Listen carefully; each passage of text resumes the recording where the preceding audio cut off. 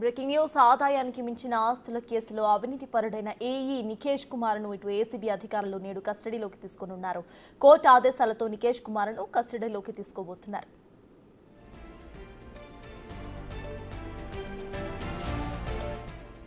ఆదాయానికి మించిన ఆస్తుల కేసులో అరెస్ట్ అయిన ఇరిగేషన్ ఏఈ నికేష్ కుమార్ను ఏసీబీ కస్టడీకి అప్పగించింది. కోర్టు 4 రోజుల పాటు కస్టడీకి అప్పగిస్తూ న్యాయస్థానం ఉత్తర్వులు జారీ చేసింది. జ్యుడిషియల్ రిమాండ్లో భాగంగా ప్రస్తుతం చర్లపల్లి జైల్లో ఉన్న నికేష్ కుమార్ను ఏసీబీ అధికారులు నేడు కస్టడీలోకి తీసుకోబోతున్నారు.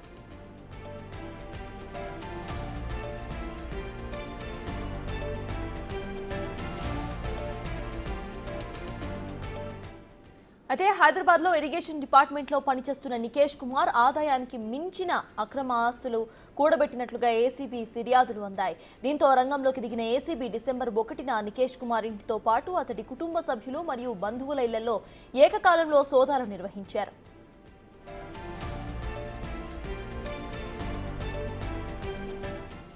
తనిఖీల సందర్భంగా కళ్లు బైర్లు కమ్మే రీతిలో ఏసీబీ అధికారులు ఆస్తులను గుర్తించారు. నికేష్ కుమార్ దాదాపు 200 కోట్లు విలువ చేసే ఆస్తులు కూడబెట్టినట్లుగా గుర్తించారు.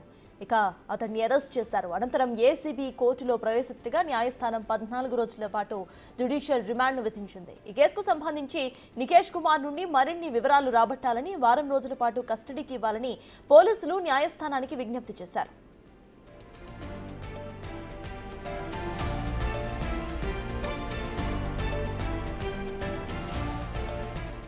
పోలీస్ అభ్యర్థనతో ఏకీభవించిన న్యాయస్థానం 4 రోజుల పాటు కస్టడీకి ఇచ్చేందుకు ఒప్పుకుంది. నికేష్ ను కస్టడీలోకి తీసుకోబోతున్న పోలీసులు అక్రమ ఆస్తులపై దర్యాప్తు చేయబోతున్నారు. కాగా గండిపేట బఫర్ జోన్ లో నిబంధనలకు విరుద్ధంగా అనుమతులు మంజూరు చేశారని నికేష్ పై పెద్ద ఎత్తున ఆరోపణలు ఉన్నాయి. నికేష్ పేరిట 3 ఫామ్ హౌస్లు, 3 విల్లాస్, మియాపూర్ మరియు శంషాబాద్, గచ్చిబౌలిలో ఫ్లాట్లతో పాటు మియాపూర్లో ఒక కమర్షియల్ కాంప్లెక్స్ కూడా ఉన్నట్లు ఏసీబీ అధికారులు గుర్తించారు. ప్రస్తుతం నికేష్ సస్పెన్షన్ లో ఉన్నారు.